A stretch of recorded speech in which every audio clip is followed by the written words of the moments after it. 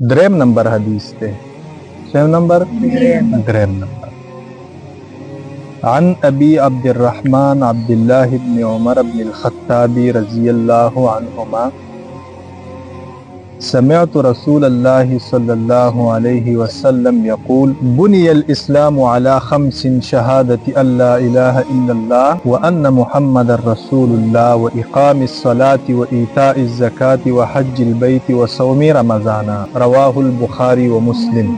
دریم نمبر حدیث دے او په دې حدیث کې د اسلام بنیاد ذکر کړی شوی دی، یعنی د اسلام تشبیه د څه سره ورکړی شوی ده؟ د یو آبادی سره. نو د آبادی دپاره ستنې وي، کله چې دا ستنې مضبوطې وي نو هغه آبادي هم مضبوطه وي، خو چې کله دا ستنې کمزورې وي نو آبادي هم څه وي؟ کمزورې وي. دا 5 څیزونه دا د اسلام څه ده؟ بنیاد او آبادي ده. په دې کې چې کله په انسان کې په یو کې کمزوري رااله نو د دې انسان آبادی د اسلام دا سکیږي، دا کمزوري کیږي. نبی کریم صلی الله علیه وسلم فرمایي چې د اسلام بنیاد او آبادی دا په څو چیزونو سره ده؟ په 5 سره ده.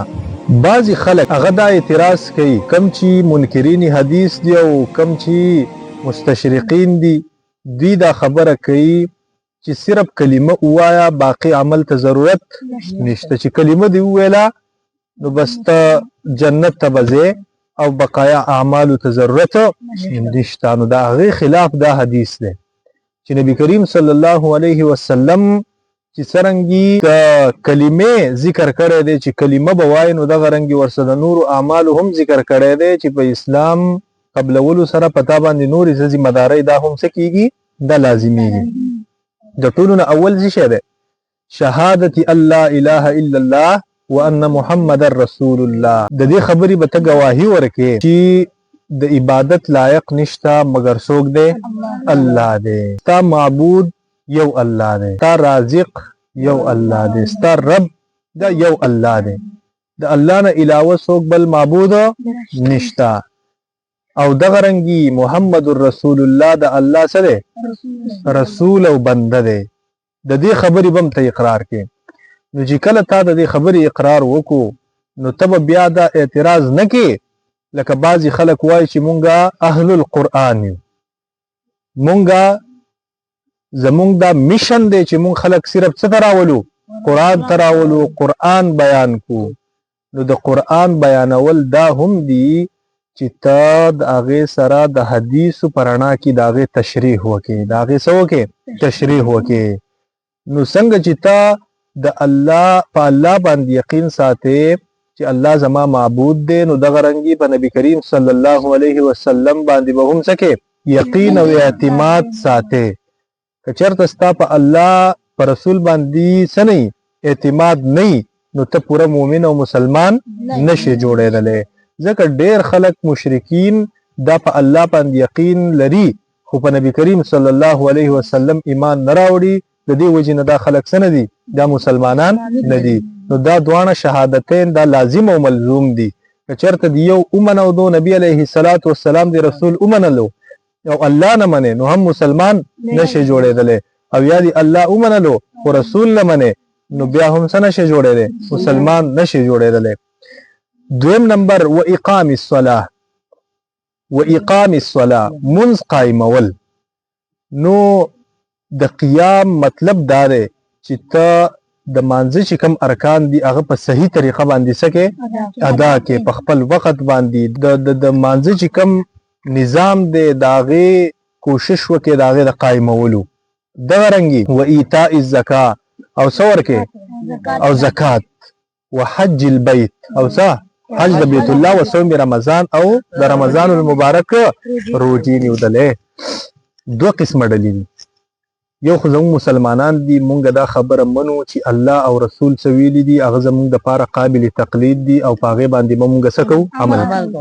یو ډله ده هغه داسې ډله ده چې هغه وایي چې مونږ صرف څه منو؟ قرآن منو. هغې ته منکرین حدیث ویلی کېږي.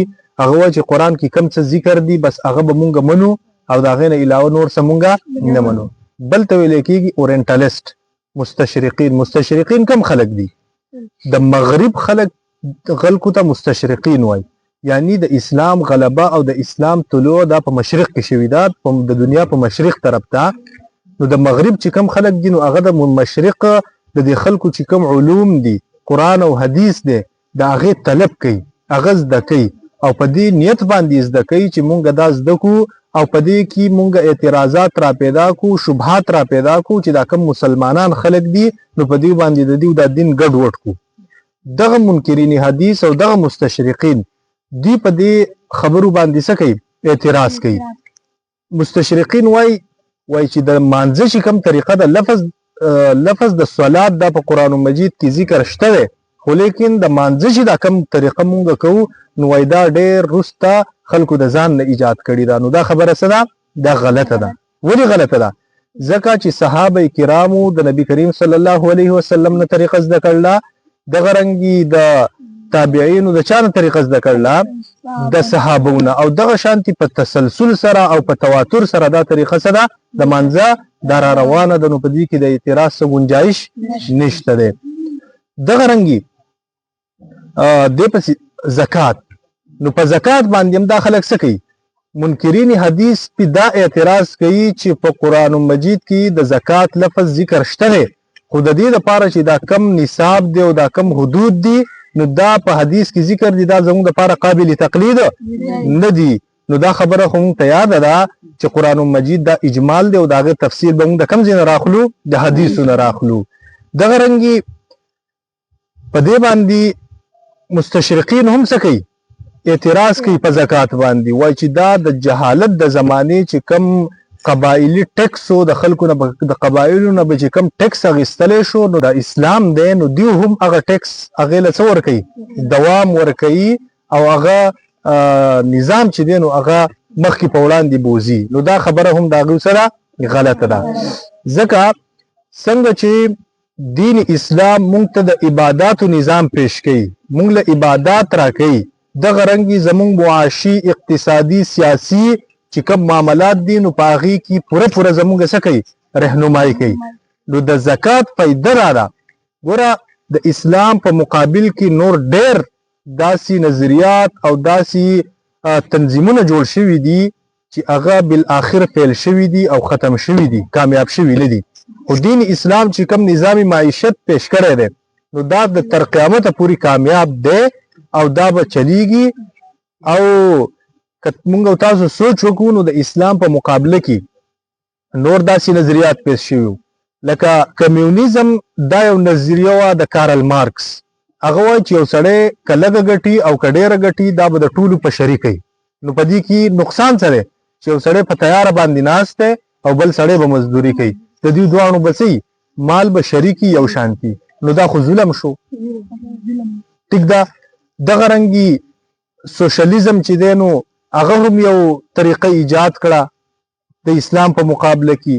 دغه رنګي کپیټالیزم هغه دا نظریه وه چې کم سړی بس سرمایه‌دارانه نظام دی چې څوک کم سړی مالدار دی او چا مال ګټل دی بس د هغه به هره خبره چلیږي او چې کم سړی غریب دی نو هغه تباه دی. قرآن او اسلام مونږ ته د دې خبرې اجازت نه راکوي، بلکې هغې یو معتدل نظام زموږ دپاره پیش کو چې کم خلک سرمایه‌دار دي نو په هغوی باندې لازمه ده چې هغوی د غریبانانو څه کوي؟